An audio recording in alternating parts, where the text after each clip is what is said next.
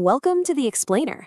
If you're joining us today, you're likely looking for a clear, structured, and actionable understanding of a deeply complex topic. So today, we're laying out the Caregiver's Roadmap, navigating dementia and Alzheimer's. We're going to move step by step from the broad clinical facts right down to the granular, practical details of evening care. Whether you're just preparing for the future or you're navigating this reality right now, this explainer is designed to be a supportive, empathetic, and reliable guide through what is undeniably a heavy and multifaceted journey. Here is our roadmap for today. 1. Understanding dementia. 2. The 7 clinical stages.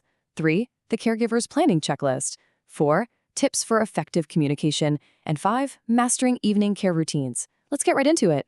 Section 1, Understanding Alzheimer's and Dementia. Okay, let's dive into this and establish our clinical baseline. When we hear the word dementia, we almost instantly think of Alzheimer's disease, right? Well, surprisingly, while it is the most common subtype, it accounts for less than half, just 47% of cases seen in memory clinics. It's a very broad umbrella. Vascular dementia takes up a significant 19%, and a massive 27% are other or mixed dementias, which, are becoming increasingly recognized in primary care.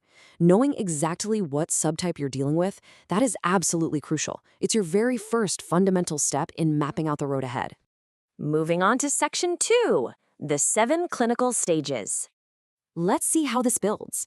This framework was originally developed by Dr. Barry Reisberg at the NYU Grossman School of Medicine, and it basically acts as a staircase of progression. Let's look at the first 3, what we call pre-dementia steps. Stage 1 is normal cognitive health. But stage 2, subjective memory loss, is fascinating. Research shows this stage of age-related forgetfulness can quietly last for up to 15 years. The individual notices they can't recall names as easily, but it's really not obvious to outside observers. By stage 3, mild cognitive impairment, the deficits are subtle, but they're real. For example, a highly structured person might suddenly struggle to organize a complex social event, like a dinner party, or they might repeat questions noticeably. The staircase is descending, but slowly. Now we step down into the actual dementia stages. In stage 4, mild dementia, the cognitive load just gets too heavy for complex tasks. A person might struggle to read a menu at a restaurant or write out a check.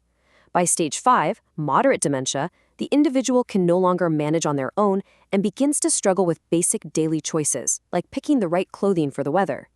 Stage 6, severe decline, brings profound functional changes. They might need help with the actual sequence of dressing. Perhaps putting an arm in the wrong sleeve or putting clothing on backward, eventually leading to the loss of bathing and toileting abilities. Finally, stage 7 is very severe dementia.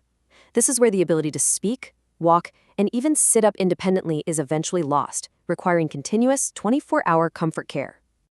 All right, Section 3, the caregiver's planning checklist. So the crucial point here is that we must shift gears from the clinical head knowledge to the practical hands-on side of caregiving. A caregiver's priorities absolutely have to dynamically shift as the disease progresses. In the early stages, your checklist is highly logistical, securing a legal power of attorney for property and personal care, consolidating bank accounts, registering for support groups, and setting up safety systems like MedicAlert. But in the late stages, logistics shift entirely over to environment and emotion. It becomes all about comfort care, preparing for a potential facility relocation, decorating a room with seasonal and familiar items to make it feel like home, and connecting through sensory experiences like gentle touch, familiar music, and reading aloud. Next up, Section 4, tips for effective communication. We've covered the hands, now let's enter the heart of daily care. When reality gets confused, and trust me, it will, you really have to avoid the instinct to argue or correct. Arguing over a confused reality only breeds anxiety. Instead, you want to master the art of distraction and redirection by connecting on a feeling level. Now, what's really interesting about this approach is how you validate the emotion first. I see you're feeling sad. I'm sorry you're upset. And then immediately, you offer a gentle pivot. Let's go get something to eat. You are validating their very real emotion while smoothly redirecting the brain's focus. It's a lifesaver.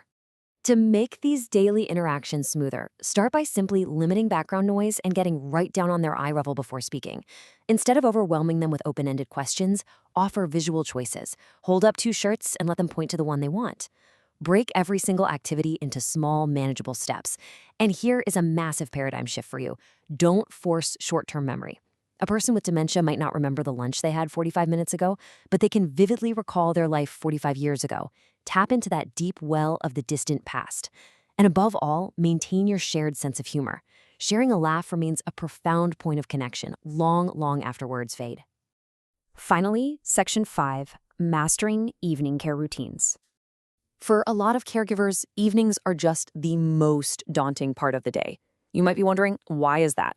Well, it's because of a common phenomenon known as late-day agitation or sundowning. As the day winds down, the brain simply becomes fatigued. Thinking takes immense energy. At the same time, shifting lighting creates unfamiliar shadows in the room, which triggers anxiety. Combine this cognitive fatigue with background noise, clutter, or even physical stiffness, and you have a perfect storm for sensory overload and disorientation. It's not necessarily a medical crisis, it's more like a cognitive pressure cooker. So, to counter this, you can build a highly reliable evening calm routine. Start by managing the environment, dim the bright lights, turn off the TV, and mute the background noise. Next, ground their senses to soothe the nervous system. You can use a warm blanket, some lavender lotion, or a hot drink. From there, introduce a calming Montessori-inspired activity. Simple tasks like folding soft towels or sorting objects rely on deep procedural memory, which really reduces stress and restores a sense of purpose and confidence. Finally, always close with comfort, using a soft, reassuring phrase like, "You're safe, I'm right here with you." Focusing on sensory support brilliantly illustrates exactly what we're talking about here. The ultimate goal of evening care is predictability. When words fail, sensory tools like soft lighting, warm textures, and gentle scents communicate safety directly to the nervous system. Remember that as a caregiver, you don't need to diagnose every single moment of distress. You just need to notice what might be adding pressure. Your calm presence, your slowed pacing, and your gentle tone become the absolute most powerful anchor in their world.